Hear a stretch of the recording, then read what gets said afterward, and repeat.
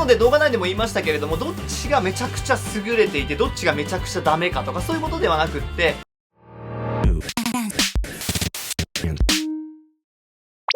どうも皆様こんばんは、セゴリタ3世でございます。さあ今日の動画はこちらです。ゼンハイザーのモメンタム4ワイヤレスとソニーの WH-10X Mark V の違いについて、こちらをですね詳しく言っていきたいと思います。昨日動画出しましたゼンハイザーのモメンタム4ワイヤレス、3年ぶりの新作ということでですね、非常に期待が高まっていますけれども、ではソニーとどう違うのか、こちらですね非常に気になる方も多いと思うので、使ってみた感想をですね詳しく言っていきたいと思います。というわけで行っていきましょう。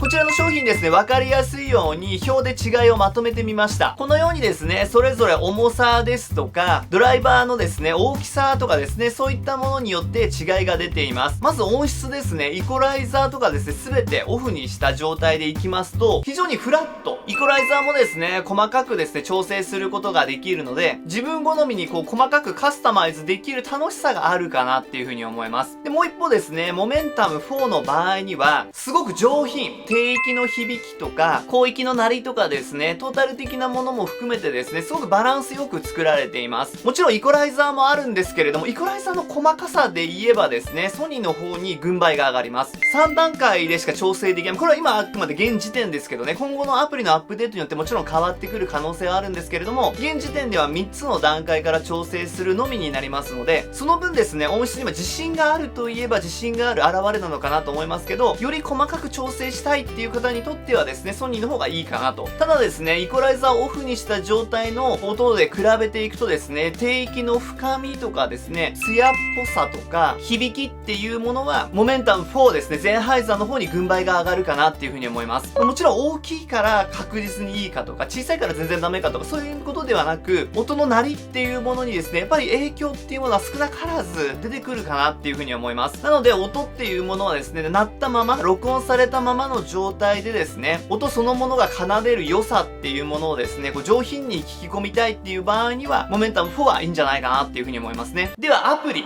の場合はどうなるのかっていうと、ソニーの方が便利かな。ノイズキャンセリングとか外音取り込みの切り替えっていうのも絵でですね、非常にわかりやすくなっています。ゼンハイザーの場合にはですね、下でこう切り替えていくわけですよ。左側に行くとノイズキャンセリングが効いて、右側に行くと外音取り込みに切り替わっていく。ソニーはですね、ページをこうまたいでパッパッパッパって変えていくっていう必要があるので、その分こうタッチする手間が増えてるっては増えてるんですけど、インターフェースが非常にスッキリしてて分かりやすい。で、モメンタムの方はですね、一つのページでですね、ページを切り替えなくっても分かりやすいっていうメリットがあるんですけど、この切り替えがですね、ちょっと若干分かりにくいかなっていうところが正直あるかなと思います。で、ノイズキャンセリングの強さ的にはですね、両方とも十分強いですし、若干ですね、モメンタムの方が強いかなっていうふうに思いますけど、両者比べてみてですね、明らかに全然使えないかとかそういうことではなくって、両者十分に聞くことができるんで、そちらもですね、両方楽しめるかなっていうふうには思います。あと外音取り込みの自然さですよね。外音取り込みで言うとやっぱアップルがどうしてもトップにいるのでね、そこまではなかなか到達するのは難しいところでありますけれども、両者ともにですね、自然かなっていうふうには思います。あと操作性ですね。モメンタム4からですね、このように上にするとか下にするとか真ん中を押すとかで再生停止が切り替わるようになりました。外すとですね、そちらは無効になるので、そんなに誤作動を起こすっていうことはまずないかなとは思うんですけど、位置を直す時ですよね。ちょっとずれてきたから直したいなっていう時に、ここ触ってしまって音が流れてしまうっていうことはあるかなとは思います。ただその分ですね、タッチ部分が大きいので、このコマンドを覚えてしまえばですね、どういう風に操作すればいいのかっていうのが非常に分かりやすいので、こちらも便利。WH-10X Mark V の場合はですね、ボタンがですね、左側に集約されていてポチポチ押すという仕様になっています。こちらも非常に便利かなっていう風に思います。では装着感です。装着感はですね、モメンタムの方がいいなっていう風に思います。このパッドの厚さにも現れています。パッドの厚さがですね、ちょっとですね、モメンタムの方が厚くできています。ソニーのですね、4、5もそうなんですけれども、ちょっと若干薄めなんですよ。このパッドを厚くするか薄くするかってすごい難しい問題だと思うんですよね。厚くしすぎると、これはこれでですね、こう当たりすぎて痛いし、薄くしすぎるともろにここに当たってしまうので、ちょっと痛みが出てしまううっていうところもあると思うんですけど、なのでもうギリギリのところをですね、どのメーカーも作ってるかなっていうところがあるんですけど、ゼンハイザーの方がですね、ここはすごく厚くできているし、柔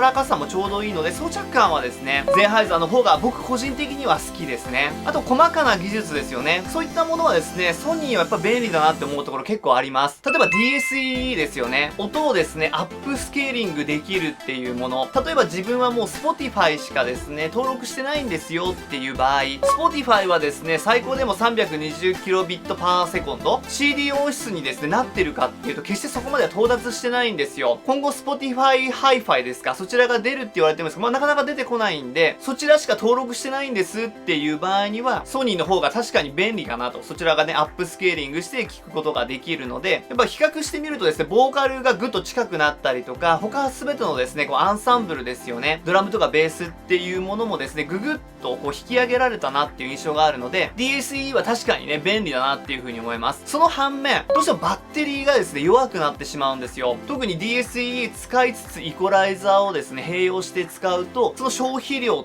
て速くなっていくので、どうしても。なのでそちらですよね、ちょくちょくバッテリー充電するのが手間だっていう場合にはですね、モメンタムの方が便利かなっていう風には思います。もちろん最初からですね、登録して使っているもの、例えば Amazon Music HD とか、そちらでですね、聞いてるんですっていう場合には、DSE はもちろんオフにしても全然問題ないですし、あとは iPhone だとどうしてもそもそも SBC と AAC しかないんで、Android とかですね、そういったもので聞くんですっていう場合には、皆さん好きなね、サブスクあると思うんで、そちらでね、聞いていくっていうのが正しいのかなっていう風には思います。あとはマイクです。マイクもね、ちょっと違いがあるので、こちら聞いていただきたいんですけど、こちらがですね、モメンタム4ワイヤレスのマイクの音声になります。いかがでしょうか？こちらがマイクの音声になります。このようにですね、風も送ってますけれども、どうでしょうか？ちょっと聞こえ方変わりますかね？こちらがですね、モメンタム4ワイヤレスのマイクの音声ですよ。ぜひぜひ参考にしてみてください。はい、こちらがですね、WH1000X-Mark5 のマイクの音声です。いかがでしょうか？しっかりですね、聞こえてるでしょうか？ちなみにですね、風を送るとこんな感じになりますよ。どうでしょうかね？カットできてるでしょうか？どちらもね、クリアに届けることができるかなっていうふうには思います。今マイクもですね、ほんと性能が良くなっていって、僕が録音しているマイクとですね、違いがわからないですっていうコメントもね、時々いただくぐらい、非常にね、性能はそれぞれ良くなっています。あとは軽さはですね、ソニーの方が軽くできています。手に持つとね、やっぱ若干ですけれども、ゼンハイザーの方が重たいかなっていうふうには思いますね。これがですね、長い時間聞いてると違いとして出てくるかな。例えばちょっと首が痛くなってきたなとか、疲れてきたな、外したいなっていうものに繋がってくるかなとは思いますね。あとはデザインはですね、両方ともですね、このようにクイクイっと動かすことができるようになって、折りたたむっていう機能はなくなりましたよね。折りたたむと確かにね、これぐらい小さくなって、手の中にも収まれるぐらいになるんですけど、このようにですね、小さくなっても、ちょっと大きさは確かにあるようにはなったんで、その分ですね、装着感ですよね。ふわっと付け心地がいい装着感っていうものは折りたたまないものの方がいいのかなっていう風には思います。なのでその分このキャリーケースですよね、こちらの方にですね結構重きを置くようにそれぞれのメーカーがなってきたかなっていう風に思います。ソニーの場合にはこのようにですねパカッと縦に開くタイプになっていて、ゼンハイザーの場合にはですね横に開くタイプになっています。